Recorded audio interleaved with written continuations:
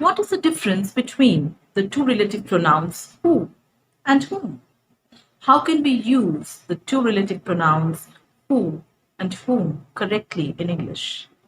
Some of you have asked me this question, and in today's video, I'm going to give the solutions to those questions.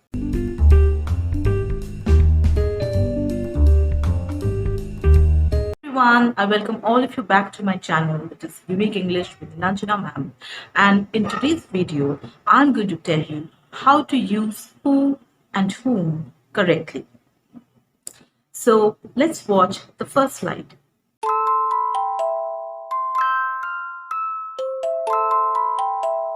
Guys, your first sentence for today's video is, he is the boy who helped me yesterday. So here you find the relative pronoun who, and who sits very comfortably just beside the noun, the boy. He is the boy who helped me yesterday. So he is the boy, he's the one who helped me yesterday. So who is the relative pronoun, and it is used to mean the subject, the boy. So that, all of you guys have to remember that who is used to qualify or to mean the subject in the sentence, right? So who is always sitting beside the noun it qualifies, a noun or a pronoun. It qualifies. That you have to keep in mind. The place where you have to, where you have to put who, that is very important. So some of you sometimes might place it wrongly. So just keep that in mind, that who sits beside the noun it stands for or it means in the sentence.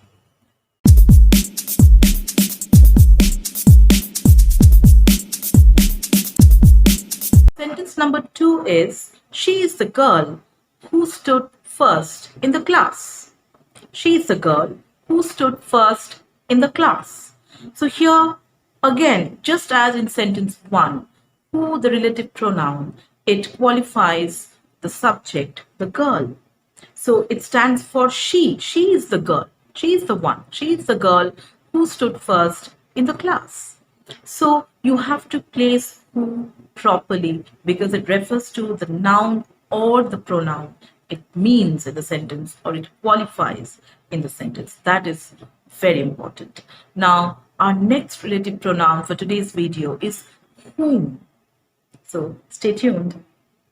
Guys, whom is also a very commonly used relative pronoun, just like who, but it is used a bit differently. So even whom means a subject, even whom stands for the noun or a pronoun, but it is used differently, right?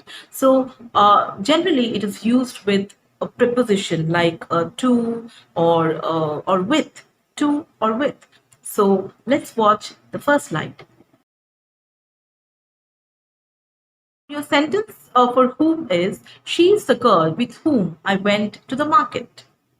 Right. So can you see the preposition with here sitting with whom? So she is the girl with whom I went to the market. So you have to put that preposition with over there, right? So it comes with whom, and yeah, it sounds good. So that is the way you have to use whom. So here whom also means the subject. Whom also refers to the noun it qualifies. She is the girl. So here she is the pronoun and the girl is the noun it qualifies. But you have to use it with a preposition like with, right? So let's watch the second sentence.